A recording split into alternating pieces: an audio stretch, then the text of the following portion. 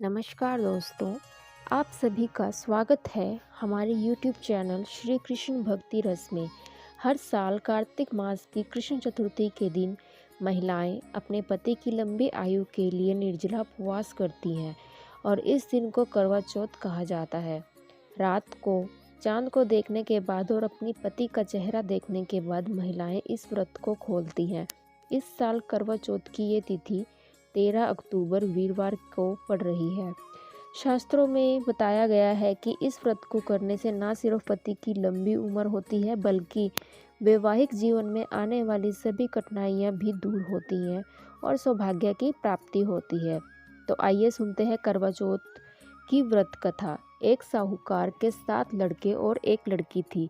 सेठानी के सहित उसकी बहुओं और बेटी ने करवा चौथ का व्रत रखा था। रात्रि को साहूकार के लड़के भोजन करने लगे तो उन्होंने अपनी बहन से भोजन के लिए कहा।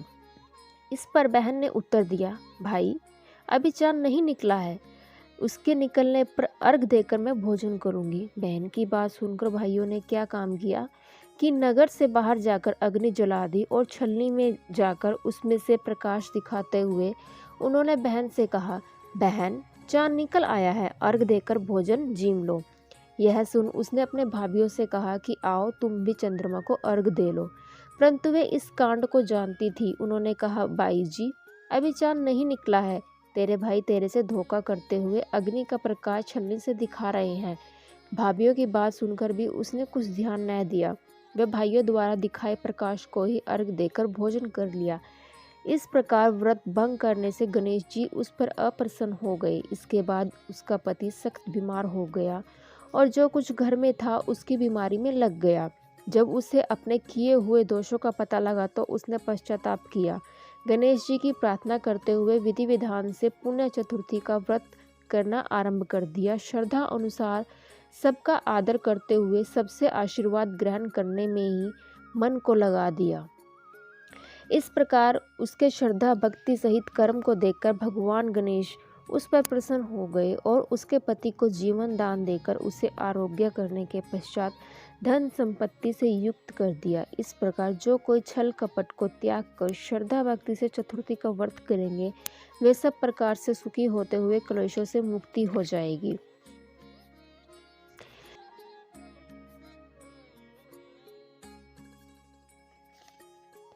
एक अंधी बुढ़िया थी जिसका एक लड़का और लड़के की बहू थी। वो बहुत गरीब थी। वह अंधी बुढ़िया नित्य प्रति गणेश जी की पूजा किया करती थी। गणेश जी साक्षात सन्मुख आकर कहते थे कि बुढ़िया माई तू जो चाहे सो मांग ले। बुढ़िया कहती, मुझे मांगना नहीं आता, सो कैसे और क्या मांगूं। तब गणेश जी बोले कि अपने बहू बेटे से पूछकर मांग ले। तब बुढ़िया ने अपने पुत्र और वधू से पूछा तो बेटा बोला कि धन मांग ले और बहू ने कहा कि पोता मांग ले। तब बुढ़िया ने सोचा कि बेटा बहू तो अपने अपने मतलब की बातें कर रहे हैं। तो उस बुढ़िया ने पड़ोसियों से पूछा तो पड़ोसियों ने कहा कि बुढ़िया तेरी थोड़ी सी जिंदगी है, क्यों मांगे धन और पोता, तू तो केवल अपने नेत्र मांग ले जिससे तेरी शेष जिंदगी सुख से व्यतीत हो जाए। उस बुढ़िया ने बेटे और बहू तथा पड़ोसियों की बात सुनकर घर में जाकर सोचा, जिससे बेटा बहू और मेरा सबका ही भला हो वह भी मांग लूं और अपने मतलब की चीज़ भी मांग लूं। तब दूसरे दिन श्री गणेश जी आए और बोले, बोल बुढ़िया क्या मांगती है, हमारा वचन है जो तू मांगेगी सो ही पाएगी। गणेश जी के वचन सुनकर बुढ़िया बोली, हे गणराज, यदि आप मुझ पर प्रसन्न हैं तो मुझे 9 करोड़ की माया दे, निरोगी काया दे, अमर सुहाग दे, आंखों में प्रकाश दे, नाती पोता दे और समस्त परिवार को सुख दे और अंत में मोक्ष दे। बुढ़िया की बात सुनकर गणेश जी बोले, बुढ़िया माई तूने तो मुझे ठग लिया है, खैर जो कुछ तूने मांग लिया वह सब तुझे मिलेगा। यूं कहकर गणेश जी अंतर ध्यान हो गए। हे गणेश जी, जैसे बुढ़िया माँ को मांगे अनुसार आपने सब कुछ दिया है वैसे ही हम सबको सब कुछ देना।